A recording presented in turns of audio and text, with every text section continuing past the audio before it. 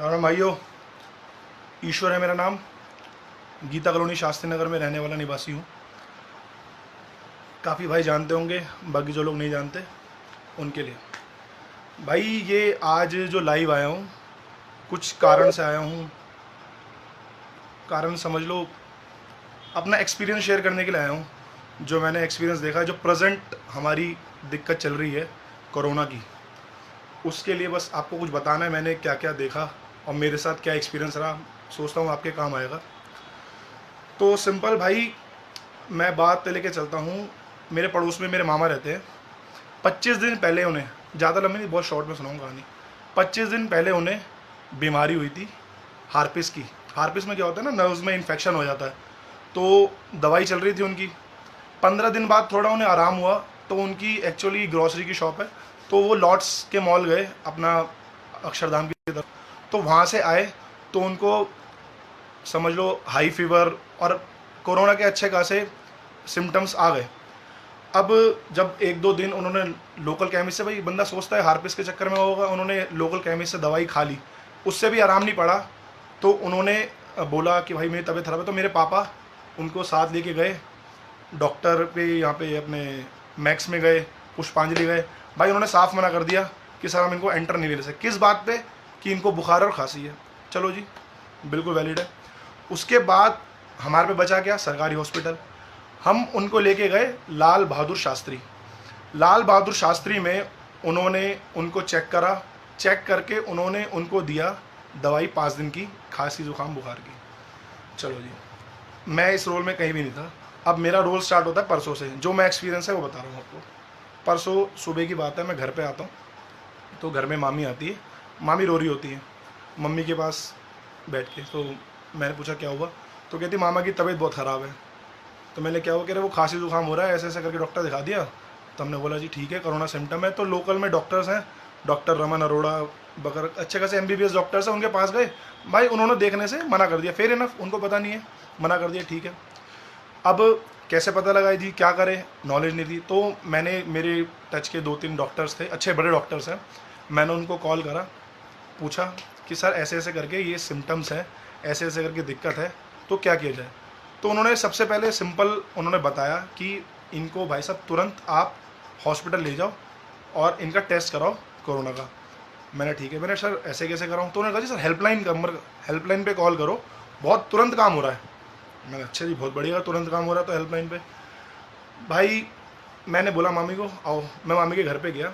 मैंने 112 नंबर पे सबसे पहले कॉल करा। 112 नंबर पे जिन भाई साहब ने कॉल उठाया, उन भाई साहब ने मेरे को बोला कि क्या हुआ। मैंने उनको पूरी हिस्ट्री बता दी कि भाई साहब ऐसे ऐसे ऐसे करके ये सारी इनको प्रॉब्लम्स हैं। तो उन्होंने बोला कि मैं आपको अभी तुरंत कॉल आ रहा है आधा घंटे के अंदर। मैंने ठीक है जी, हम वेट कर रहे हैं। वेट करा, आधा घंटे बाद आ गया कॉल। बिल्कुल बढ़िया। मैंने वाह क्या सर्विस है, बंदे ने बोला कॉल आ गया। कॉल आता है, बंदा कॉल उठाता है, हाँ जी कौन बोल रहे हैं आप? मैंने भाई साहब ऐसे ऐसे करके बोल रहा हूँ, मैंने अरुण गोयल है मेरे मामा का नाम, कि मैंने ऐसे करके पेशेंट के बारे में बताया था, तो क्या हुआ? तो कह रहे कहाँ से बोल रहे हैं आप? मैंने बोला भाई साहब गीता कॉलोनी से बोल रहा हूँ। तो वो कहता है अरे भाई साहब आप तो बहुत दूर से बोल रहे हो। मैंने अच्छा जी। मैंने आप कहाँ से बोल रहे हो? कह रहे सीलमपुर पुलिस स्टेशन से बोल रहा हूँ। मैंने अच्छा जी, अब बताओ क्या करना है?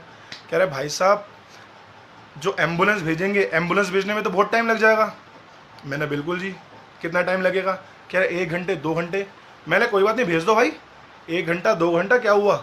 अब पेशेंट की बीमारी है, हम बैठे हैं 3-4 दिन से बैठे हैं, 1 घंटे 2 घंटे बैठ जाएंगे। ठीक है जी। भाई साहब अब उसके अंदर हम बैठे हैं तो फिर कॉल आता है मेरे पास। वो कहता है भाई साहब एक काम करो ना। मैंने हाँ जी बताओ। अब कह रहा प्राइवेट गाड़ी से ले जाओ। कहाँ पे ले जाओ जी? पंथ ले जाओ जी। ठीक है जी। मैंने उस, मेरे थोड़े दिमाग में बात आई। मैंने बोला भाई अगर प्राइवेट गाड़ी से मैं इस बंदे को ले जाऊँ, पहली बात अगर उसे कोरोना हुआ तो भाई साहब हम सारे के सारे इन्फेक्टेड हो जाएंगे जो गाड़ी में जाएंगे। चलो, दूसरी बात, कोई हॉस्पिटल में मैं डायरेक्ट ले जाऊँ कि इनको कोरोना है, कौन एडमिट करेगा? उन्हें नहीं करेगा ना। मैंने उसे यही बात बोली। कह रहा भाई साहब अगर ना ले कोई तो आप मुझे कॉल कर देना 112 नंबर पे, मैं आ जाऊँगा वहाँ पे। अरे मैंने बोला वहाँ पे आओगे भाई, यहाँ पे आ जाओ ना, हम वहाँ पे गाड़ी में बैठ के इंतज़ार करेंगे आपका, हम यहाँ पे इंतज़ार कर लेंगे। कह रहे ठीक है जी। चलो जी, फिर मेरा भाई आता है, माना वहाँ से कुछ रिजल्ट नहीं रहा, ज़ीरो। फिर मेरे पे कॉल आता है। मैंने बोला भाई साहब लोकल पुलिस स्टेशन पे कॉल कर दो। तो गीता कॉलोनी थाने से मेरे पे कॉल आता है, थोड़ा मेरे को जानते हैं वो लोग, तो उन्होंने मैंने बताया, तो कह रहा है ईश्वर भाई साहब 112 नंबर पे कॉल करके कुछ नहीं होगा, 102 नंबर है एम्बुलेंस का, आप भी कॉल करो मैं भी कॉल करता हूँ। मैंने वाह जी बढ़िया बात बताई भाई ने। अब 102 नंबर पे भाई ने कॉल करना चालू करा, मैंने कॉल करना स्टार्ट करा। भाई साहब मेरे मोबाइल पे अभी भी कॉल लिस्ट में आएगा 102 नंबर पे कम से कम 8 से 10 कॉल मैंने मारी, 8 से 10 कॉल मुझे लगता है उस भाई ने ही मारी होगी, ऐसा उन्होंने बोला मेरे को। मैंने कॉल करा, मैंने भाई वो तो कॉल मिल नहीं रही, वो कह रहा हाँ जी भाई कॉल तो नहीं मिल रही। कह रहा एक काम करो मैं भी कॉल मारो आप भी कॉल मारो, चलता रहेगा जब तक। मैंने और बढ़िया है जी, मारे जा रहे जी कॉल मारे, इतने में मेरा छोटा भाई आया लव, तो उनने बोला कि भाई 1075 नंबर है हेल्पलाइन नंबर, आप वहाँ कॉल मारो, बहुत बढ़िया सेंट्रल कंट्रोल नंबर है, बहुत बढ़िया वहाँ पे इलाज मिलेगा। वहाँ का एक्सपीरियंस सुनो भाई साहब, 1075 आपका सेंट्रल नंबर है, सेंट्रलाइज नंबर है, तो मतलब कि पूरे इंडिया का नंबर है वो, बाकी उससे अगर सेटा कट रहा है। तो मैंने कॉल करा सेंट्रल पे, तो वहाँ पे बंदे ने फ़ोन उठाया, मैंने भाई उसको हिस्ट्री समझाई। अच्छा वो कह रहा भाई साहब मैं आपका CMO को नंबर दे रहा हूँ। तो चीफ मेडिकल ऑफिसर जो हमारा यहाँ पे CMO डॉक्टर अब्दुल, उनने उसका नंबर दिया मुझे, कह रहा सर आप इस पर कॉल करो और वो आपको बिल्कुल बढ़िया बता देंगे। मैंने ठीक है जी। अब मैंने डॉक्टर अब्दुल को कॉल करा, मैंने उन्हें बताया, मैंने भाई साहब ऐसे ऐसे करके पूरी हिस्ट्री बता दी उन्हें कि ऐसे हार्पेस था, ये प्रॉब्लम थी, ये प्रॉब्लम थी। तो वहाँ से वो रिप्लाई में भाई साहब मुझे कहते हैं अरे भाई साहब इनको कोई प्रॉब्लम नहीं है, इनको ये हार्पेस की वजह से है, आप इनको घर में रखो, बस इनको अगर सांस लेने प्रॉब्लम हो तो मुझे बताना। मैंने सांस में तो कोई प्रॉब्लम नहीं है, बाकी अदर सिम्टम्स है, इनको बुखार भी हो रहा है, इनको कफ भी आ रहा है और अच्छा खासा कफ आ रहा है। वो कह रहे भाई साहब कोई दिक्कत नहीं है। चलो अब इसके अंदर दो रास्ते बनते हैं भाई, या तो हम शांत होकर बैठ जाए या तो हम कुछ करें। मैं शांत नहीं बैठा, अब आदत है हमारी शांत ना बैठने की। अब मैंने थोड़ा सोर्स लगाया, मैंने एक डॉक्टर है ICU में, नाम नहीं लूँगा, अच्छे सीनियर डॉक्टर है, मैंने उनसे बात करी। मैंने बोला भाई साहब ऐसे ऐसे करके सिस्टम है, यहाँ के CMO ने ऐसे बोल दिया लेकिन हमें संतुष्टि नहीं है। उनने बोला ईश्वर जी 2 तरीके हैं, या तो आप मेरे पास ले आओ, मैंने 14 दिन के लिए क्वारंटाइन में डाल दूँ। मैंने ठीक है जी। या तो आप 4500 रुपये खर्च कर सकते हो तो आप एक प्राइवेट टेस्ट करा लो। फेयर इनफ, मैंने जी कर लेंगे, 4500 रुपये खर्च करो, बड़ी चीज़ है, वहाँ जाए फालतू में 14 दिन के लिए क्वारंटाइन हो जाए बीमारी ना आने के लिए, वो भी दिक्कत है। मैंने ठीक है जी। हमने 4500 रुपये खर्च करके टेस्ट करवा लिया। अब टेस्ट कराने के लिए जो हुई परेशानियाँ हुई, एक मतलब कि नॉर्मल आदमी नहीं करवा पाता, मैंने बहुत दिक्कतें झेल के करवा के फ़ोन कर आके मैंने टेस्ट करवाया। तो भाई वहाँ से जब बात करी हुई मेरी, तो उन्होंने कहा जी जो आपकी रिपोर्ट है ना, जो कंसर्न डॉक्टर है वो उसके पास भेज दी गई है, कंट्रोल रूम भेज दी गई है, जितने भी गवर्नमेंट ऑफिशियल्स हैं उन पे भेज दी गई है। मैंने जी बहुत बढ़िया है। मैंने हम खुश, कोरोना नहीं निकलेगा, मतलब क्यों नहीं निकलेगा। अब हमें ये लगा कि भाई CMO वगैरह पे अगर पॉजिटिव रिपोर्ट जाती तो वो सबसे पहले हमें फ़ोन करके परेशान कर लेते, लेकिन ऐसा नहीं हुआ। हमने कुछ वहाँ पे बातचीत करके हमारे को किसी ने बता दिया कि भाई आपकी रिपोर्ट में गड़बड़ आई है। अब भाई हमने गड़बड़ आई है, हमारे हाथ पैर फूल गए। अब हमने हॉस्पिटल में कॉल मारा, तो भाई रात को 10-11 बजे कौन सा हॉस्पिटल खुला होता है, कौन चेक कर रहा है। हमने फिर भी जाके वहाँ पे उनकी मेल के अंदर चेक करा, वो नहीं बता पाए। चलो हमने फिर भी मन को संतुष्टि दी, हमने उस बंदे की रिपोर्ट गलत हो सकती है। क्यों ऐसा हमने सोचा, हमने ऐसा सोचा कि भाई ना पुलिस स्टेशन से कोई फ़ोन आया, ना किसी CMO वगैरह का कॉल आया, ना ही डॉक्टर का कॉल आया। मैंने क्या पता उस बंदे की इन्फॉर्मेशन गलत हो। अब हम दिल पे हाथ रख के कि सब गलत है, सब गलत है, सब शांत बैठे हैं। सुबह 10:30 बजे मैं हॉस्पिटल गया हूँ रिपोर्ट लेने। आप मानो रिपोर्ट के अंदर क्या आएगा, रिपोर्ट निकली पॉजिटिव। इसका मतलब फ्राइडे से अभी तक आदमी घर पे बैठा है। CMO ने मना कर दिया है हमारे को कि टेस्ट कराने की कोई ज़रूरत नहीं है, बिल्कुल भी ज़रूरत नहीं है इनको, और मना ही कर दिया। और टेस्ट करवाने के लिए लेके भी नहीं गए सरकारी। हमने वॉलेंट्री दिमाग चला के थोड़ा कि भाई सोच समझ के कि 4500 रुपये खर्च करके उनका टेस्ट करा लिया, वो आ गया पॉजिटिव। और अभी कहानी ख़त्म नहीं हुई सर, पॉजिटिव टेस्ट आ गया 10:30 बजे। पर्सनली यहाँ के आसपास के SDM जो है उनको हमने कॉल करा, तो SDM पलट के क्या बोलते हैं कि भाई साहब ठीक है आप SHO को फ़ोन करो। अरे हम क्यों करें SHO को फ़ोन, भाई आप क्यों बैठे हो वहाँ पे। आप दिल्ली SDM के अंडर हमारा एरिया है। एक सिंपल सा क्वेश्चन पूछना चाहता हूँ, उस टाइम पे आज के दिन में SDM के एरिया के अंदर कितने कोरोना के पॉजिटिव केसेस आए हैं? 5, 10, 15 केस आप नहीं संभाल पाए, तो आप क्या खाक करने के लिए बैठे हो? दिल्ली के अंदर मात्र 80 केसेज आ रहे हैं, आप 80 केसेज नहीं संभाल पा रहे, तो आप क्या करने के लिए बैठे हो?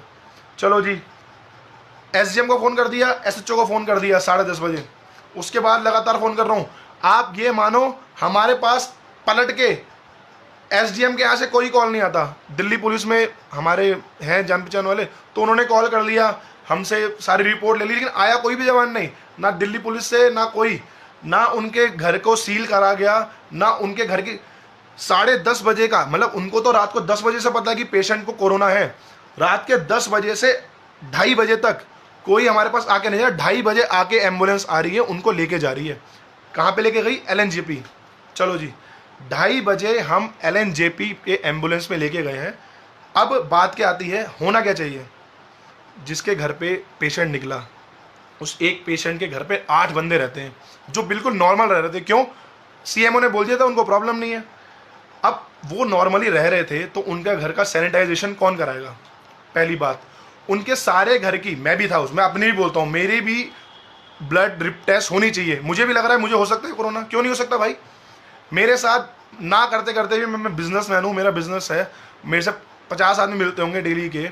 अब मेरे साथ उनकी लाइफ खतरे में, मैं सोशल वर्क में भी रहता हूँ, भंडारे वगैरह बांटने में रहता हूँ, मेरे साथ टच में रहते हैं सोशल लोग, वो भी रहे होंगे। अब उनसे कितनों को फैलेगा? लेकिन अभी तक कोई सुध लेने वाला नहीं है। एसडीएम को 10 बार फ़ोन कर चुका हूँ मैं,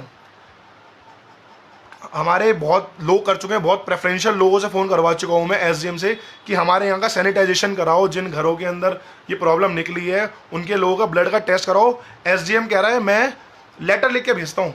भाई तुम किसे लेटर लिखोगे? अरे एसडीएम किस लिए अपॉइंट हो आप? तुम भी लेटर लिख रहे हो तो हम क्या करेंगे? लोअर लेवल पे किसको हम बात करें?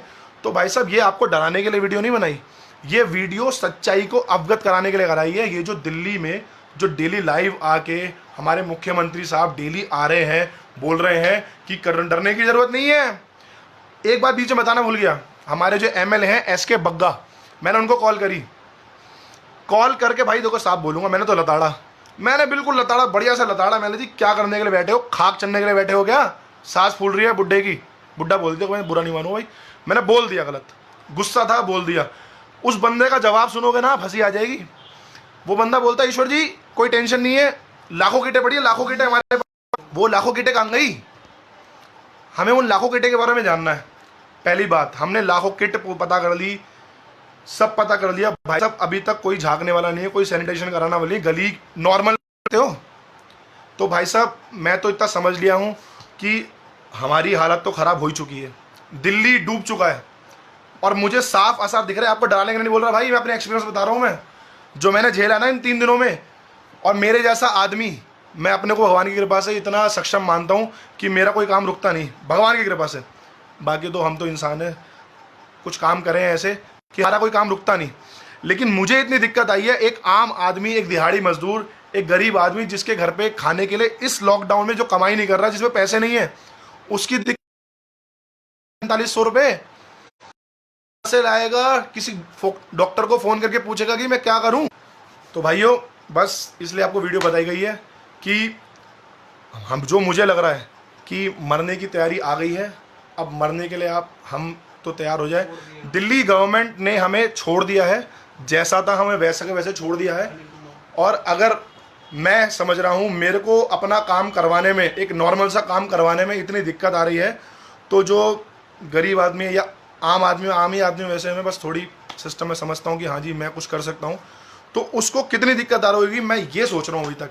और आप भी यही सोचो कि जो मीडिया में गुब्बारा बनाया जा रहा है ना, ये बोला जा रहा है कि कोई दिक्कत नहीं है, हम सब हैं, लाखों किटें पड़ी है। एसके बग्गा महाचोर, एसके बग्गा कुछ काम नहीं कर रहा, खुल के बोल रहा हूँ। एसके बग्गा को मैंने आज गालियाँ दी है फ़ोन पे, मेरे पे उसकी कॉल रिकॉर्डिंग भी है, और वो मजाक करते मुझे बोल रहा है मेरे पे लाखों किटें पड़ी हैं। वो लाखों किटें किस काम के लिए रख के, मुझे ये समझ नहीं आ रहा।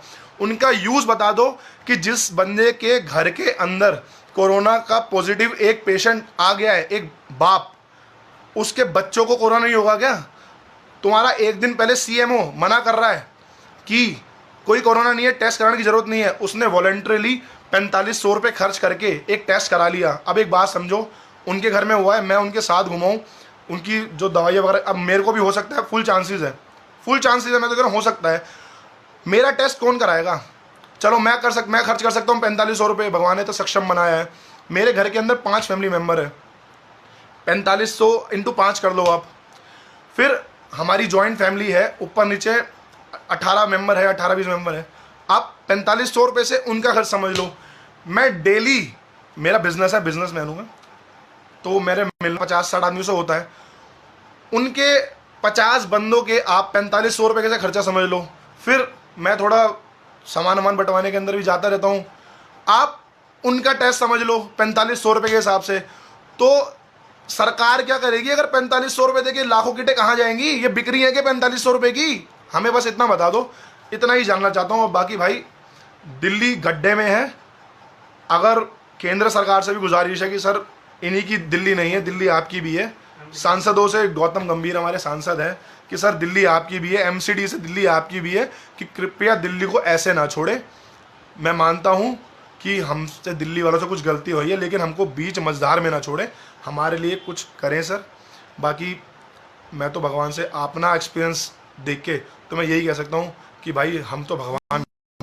बाकी भाई राम राम, जब तक ज़िंदगी है चल रहे हैं।